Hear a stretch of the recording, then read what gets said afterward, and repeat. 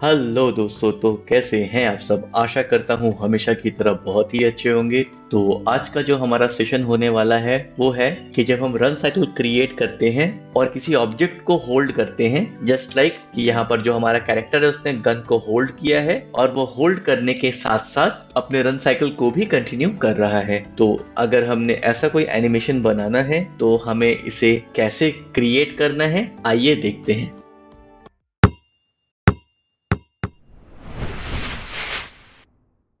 So friends, हमने अपने previous session में रन साइकिल को कवर किया था। अगर आपने इस वीडियो को नहीं देखा है तो मेरा रिकमेंडेशन होगा कि सबसे पहले आप इसे प्रॉपरली देख लें कि किस तरह से हमने अपना रन साइकिल क्रिएट किया है। इसमें अगर हम गन को ऐड करते हैं तो उसके लिए क्या प्रोसेस होगा। तो इसके लिए हमने सबसे पहले क्या करना है कि हमने अपने हैंड के FK फॉर्म को IK में कन्वर्ट कर लेना है, जिसके लिए हमने जो हमारी कीज हैं हमारे FK टू IK इंटरचेंज की, उसको मैंने डिलीट कर दिया है और मैंने हमारे हैंड को यहाँ IK में कन्वर्ट कर लिया है। इसी तरह से आपने दूसरे हाथ का भी जो हमारा कंट्रोलर है उसको आपने सिलेक्ट कर लेना है और उसे भी आपने IK में कन्वर्ट कर लेना है। नाउ अब हमने हमारे फर्स्ट फ्रेम में आना है और यहाँ पर हमने हमारे गन को सिलेक्ट करना है और इसमें असाइंड जो भी हमारे की फ्रेम्स है उन्हें हमने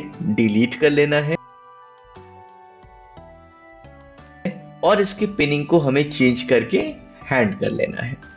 नाउ फ्रेंड्स, हमने अपने कैरेक्टर को ग्रे स्केल में कन्वर्ट कर लेना है। हमने थोड़ी देर के लिए हमारे टेक्सचर को ऑफ कर लेना है ताकि जो पोजीशनिंग है हमारे फिंगर्स की हम उन्हें प्रॉपरली जज कर सके, उनमें हम प्रॉपर जेस्चर्स ऐड कर सकें। सो यहाँ पर हमने हमारे उंगलियों का जो रोटेशन है वो ऐड कर लिया और देन हमने क्या करना है, हमारे इस हैंड को एक पोजीशन में लेकर आना है जहां से हम अपने गन को प्रॉपरली होल्ड कर सकें। इसके लिए हमने अपने पोल वेक्टर को भी थोड़ा बहुत एडजस्ट करना पड़ेगा ताकि जो हैंड का ईज है वो जनरेट हो सके और अकॉर्डिंगली जो हमारा लेफ्ट हैंड है उसे भी हमें प्रॉपर पोजीशन देना है। और साथ ही साथ हमने अपने लेफ्ट हैंड के जो फिंगर्स हैं उनमें भी जो वैल्यूज है उन्हें ऐड कर लेना है एंड साथ ही जो हमारे शोल्डर्स हैं उसमें भी हमने थोड़ा इजी पोस्चर कर लेना है ताकि ये ओवर स्ट्रेच्ड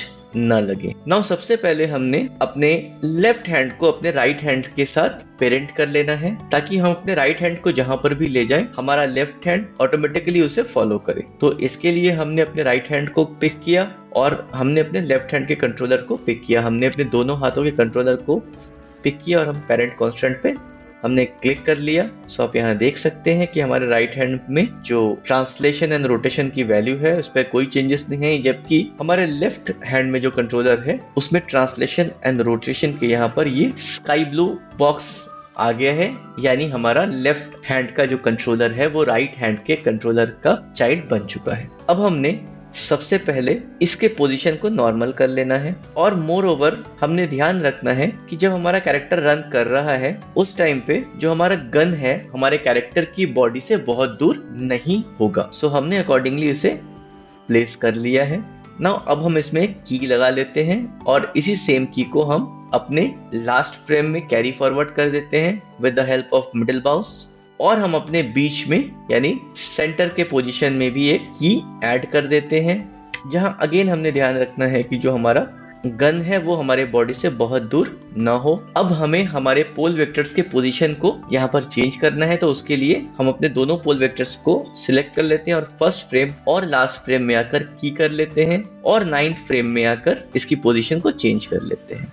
इसके पोजीशन को हमें इतना ही चेंज करना है ताकि जो हमारा ईज है वो चेंज ना हो, यानी होल्ड करने का जो हमारा जेस्चर है अपने गन को वो इजी रहे। अब हम अपने 5th फ्रेम में आते हैं और हम अपने राइट आर्म को थोड़ा सा एडजस्ट कर लेते हैं। सिमिलरली अपने 12th फ्रेम में आते हैं और अगेन हम इसे थोड़ा सा एडजस्ट कर लेते हैं। नाउ अब अगर आप यहाँ ध्यान से देखें तो ये हमारा पहले से ही उठ रहा है जिसकी जरूरत हमें नहीं है, तो हम इसे एक नॉर्मल पोजीशन कर लेते हैं और उसके बाद वो जिस तरह से हमारा गन है उसको हमने मोर ओवर अपने बॉडी के साथ इस तरह से इंडल्ज करना है कि जो फ्लो ऑफ गन है विद द बॉडी वो बहुत ज्यादा हैम्पर ना हो। सो नाउ अगर आप यहाँ पर ध्यान से देखें तो हमारा जो फ्लो है गन का वो प्रॉपर है। बस अब हमने जो फाइनल ट्विकिंग है उसे हमने हमारे ग्राफ एडिटर में जाकर कर लेना है। सो यहाँ पर ट्रांसलेशन में कई सारी कीज हैं, जिसे आप चाहें तो आप डिलीट कर सकते हैं, या इनमें मैं कुछ स्मूथनेस ऐड कर रहा हूँ। सिमिलरली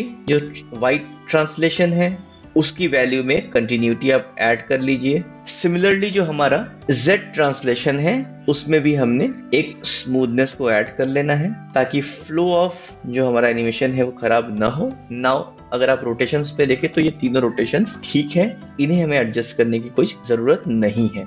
नाउ अगर मैं इसे प्ले करूं तो आप यहाँ देख सकते हैं कि हमारा जो कैरेक्टर है वो गन के साथ प्रॉपरली रन भी कर रहा है, और जो हमारा ओवरऑल आउटपुट है वो प्रॉपर है। तो दोस्तों आशा करता हूँ आप सबको आज का हमारा ये सेशन अच्छा लगा होगा। अगर आप सब ने हमारा ये सेशन एंजॉय किया है तो प्लीज लाइक्स एंड कमेंट्स के माध्यम से हमें अपने विचार साझा करें।